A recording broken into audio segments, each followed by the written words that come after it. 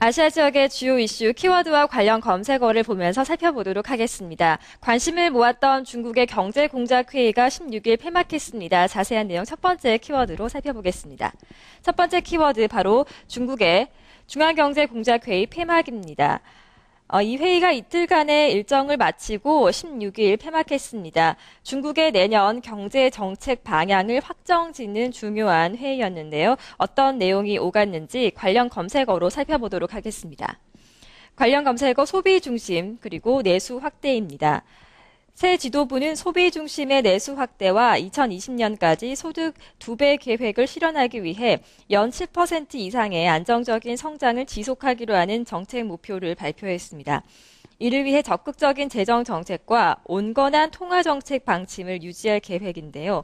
지난해까지 추구한 안정적이고 비교적 빠른 성장이라는 문구는 삭제했습니다. 이번 회의에서 결정한 내용은 내년 3월 전국인민대표대회 승인을 거쳐서 최종 발표될 예정입니다. 또 한 가지 중요한 발표 내용이 있었습니다. 관련 검색어를 통해 살펴보겠습니다. 바로 도시화 추진인데요. 중국은 지속 가능한 안정 성장을 위해 소비가 중심이 된 내수 주도형 경제로의 성장 방식을 전환키로 하고 우선 낙후된 도시의 도시화를 추진하기로 했습니다. 도시와 농촌의 소득 격차는 3배가 나기 때문에 이러한 소득 격차를 줄이고 소비를 끌어올리려는 목적입니다.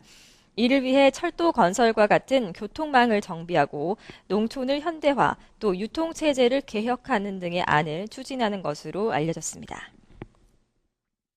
일본에서는 총선이 실시됐습니다. 두 번째 키워드로 살펴보도록 하겠습니다. 일본 총선 두 번째 키워드인데요. 예상했던 것처럼 자민당이 압승해서 3년 3개월 만에 정권 교체가 확실시 됐습니다. 총선의 결과를 관련 검색어로 보면서 자세하게 살펴봅니다. 자민당 과반 확보입니다. NHK 등 주요 외신에 따르면 총선 출구 조사 결과 중의원 전체 의석 중에서 480석의 과반을 훌쩍 넘는 의석을 확보한 것으로 알려졌습니다.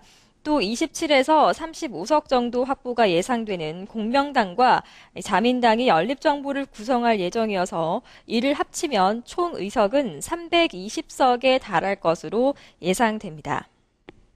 자, 자민당의 압승은 당초 시장에서 계속 좀 예측이 됐던 부분인데요. 가장 주도적인 인물이 바로 아베 신조 총재입니다. 민주당의 노다 요시히코 총리는 100석에도 못 미치는 대참패를 인정하면서 당 대표직 사임을 발표했습니다. 자민당의 승리를 주도한 인물 바로 아베 신조 총리로 오는 26일 제96대 총리에 취임할 예정입니다.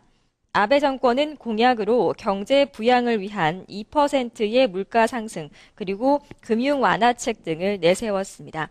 앞으로 일본 정부가 어떤 구체적인 대내외 플랜을 발표할지 주변국들의 시선이 집중되고 있습니다. 아시아 지역의 주요 이슈 키워드와 관련 검색어로 살펴봤습니다.